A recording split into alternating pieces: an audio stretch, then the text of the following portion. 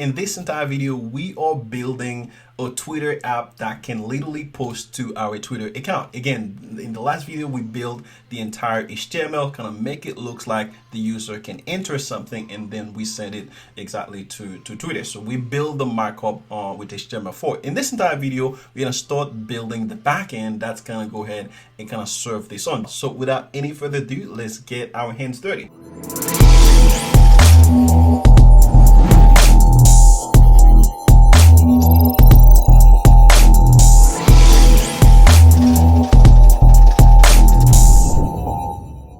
So first thing first, navigate to the terminal wherever you have this project. So in my case, one thing you can do, if you find a project wherever it's located on your computer, you can come here and right click, and then once you right click, you can copy it. Okay, so once you copy it, now you can go back inside VS Code. You can just do cd and paste the link directly after you do cd, and that's gonna take you straight to your application wherever it's located. And then from there, we're gonna need a couple things. Remember, we are building a Node.js application. So if we take a look at here, we only have one file, which is index.html. And remember, in order to start a Node.js project, we need a packet.json. Now that packet.json, I can literally just create it myself. For example, I can manually go here and create it.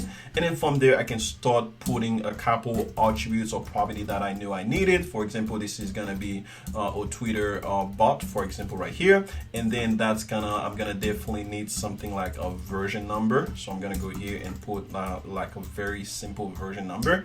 And then after that, of course, I'll need some sort of script here. And then once I have that script, I can have start, and you got the idea, so on. But remembering every single one of them might be tough and you might not have that experience. So what I'm gonna do in this case, I'm gonna go here and delete this packet.json. Okay, and again, before I deleted it, this packet.json, you need it, and this is a way that's gonna tell anybody in the entire world that you are building a Node.js project. And this packet.json, there is more to it. Of course, if you are deploying your application to a place like AWS, well, AWS is gonna look at that packet.json as a starting point to know how to run your application, or maybe anywhere like Heroku, or maybe one of the most popular service out there, which is one of the most easier service to as well, called Vercel. Usually the word is they change to Vercel. So all these places are going to use packet.json as a way to know how to run your application and make it available to the entire world. Again, we can spend an entire video talking about JSON, and lastly but not least, this is a way for you to publish code to the npm registry. But this is not the point of this entire video. So remember, we need a packet.json, and remembering every single property we might not remember them all. So what I'm gonna do, I'm gonna delete this packet.json. I'm gonna go here and delete that packet.json, and then from there, I'm gonna go inside my terminal, wherever I have my terminal, and I'm gonna create it using npm init dash with the flag called -y, and that flag is a way to say yes to every default option that they want to give you. And there you go. Now my package is created. If I go back inside my folder, I can see now I have a packet.json with a couple other properties already ready to go in it. So next thing is, I'm gonna go here and create a server.js file. So right here, I'm gonna create a server.js file. Now the question you might ask is, okay, Sterling, I understand you have the HTML and then you need a server.js. What are you going to put in it? Well, remember, we are building a Twitter API, and the cool thing about Node.js itself is because they have npm. If you don't know what npm is or stand for, it stands for Node Package Manager. Now that might not make sense for you, and that's okay. But the beauty behind this is npm registry or npm website or Node Package Manager, they are a lot of awesome developers like us that already taken the complicated part of doing something, such as building the integration with Twitter might take us a long time to deal with, because there is OAuth1 involved, or there might be OAuth2 involved. We might have to go with some sort of token, some sort of time spent, and all these jazz. But these developers takes care of all those complicated things for us and makes it available. Now the question is, where can we go and access whatever they build for us, right? Well, where we can go and find whatever those developers build for us is on npm. See, this is why we have npm. So now if I search something like Twitter, you can see now there are a lot of packages that other developers built that definitely can help us out building the Twitter API.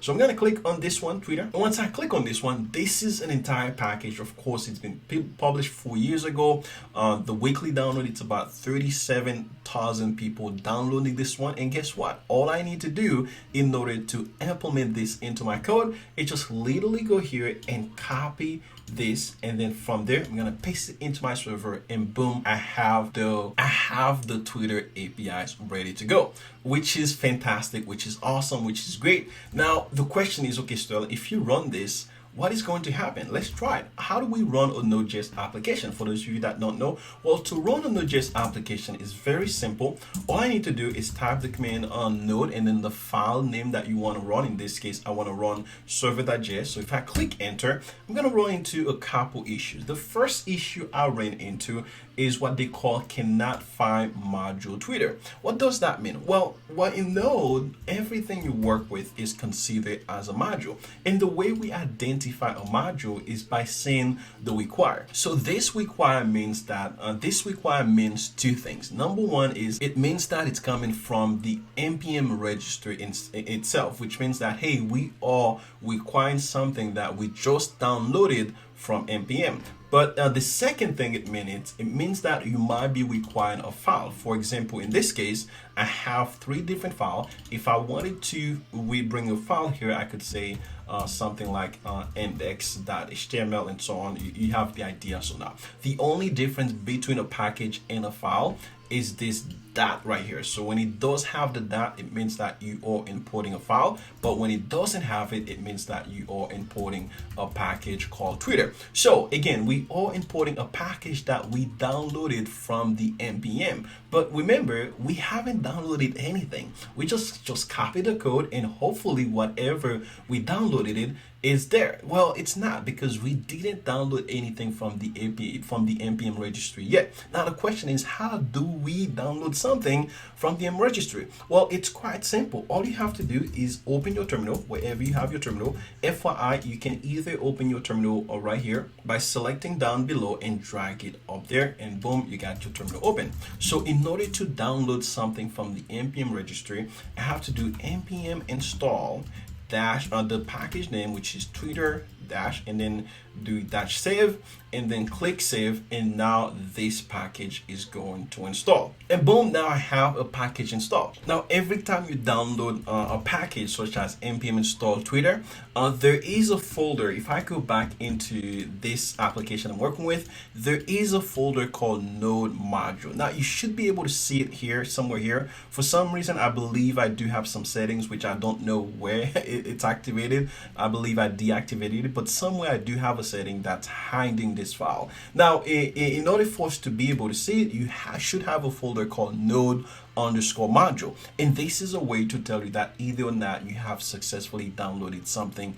within the npm. So if I click on it, and then of course if you search for Twitter, it starts with the letter T, you can see now I have this Twitter folder, which means that I was able to successfully get this code from npm registry, and now I can start using it accordingly to my application. Now of course, if I run this again, I will have some errors. So if I do node server, and of course I don't see anything, right? And like, I run this code, it doesn't tell me anything. Well, let's take a look first and see what this code does. Well, if you go into this documentation, you will see a quick guide into walking you guys through the first one. It seems to be setting the authentication. For example, this thing here is setting the authentication for us. And then if we continue here, we can see that, okay, we set the authentication process. And then if we continue here, you can see different ways we can make requests to the Twitter API. For example, these are different things that we can do in this particular case, which means that this client.get is making a request for us. So one thing I can do, I'm gonna go here and add an edge case. So what I think is happening is, okay, we try to make a request. Of course, we have no clue what this means, which we're gonna go and find out soon. But what's really happening in this case is, okay, Sterling, we are going here and check and see if there is no error. We're gonna console log the tweets. So we're hoping to get the tweets, but we are not getting the tweets because we don't have any credentials yet. So what I'm gonna do here, I'm gonna add an else statement that I'm gonna console log something here. I'm gonna say okay. I'm gonna say error occurs, something like that, if I can spell it. And then from there, I'm gonna try to display the error. And then after I do that, I'm gonna run the application again. Nothing happened because I didn't save it, so I save it now. And I'm gonna run the application again. So if I do this, now you can see, of course, this is the error that I have, which means that, hey, bad authentication. So the question is, how can you get those credentials in order for you guys to work with? Well, believe it or not, in the next video, we're gonna focus on the next video and showing you guys exactly how you can go ahead and get those credentials in order to get this working on your machine.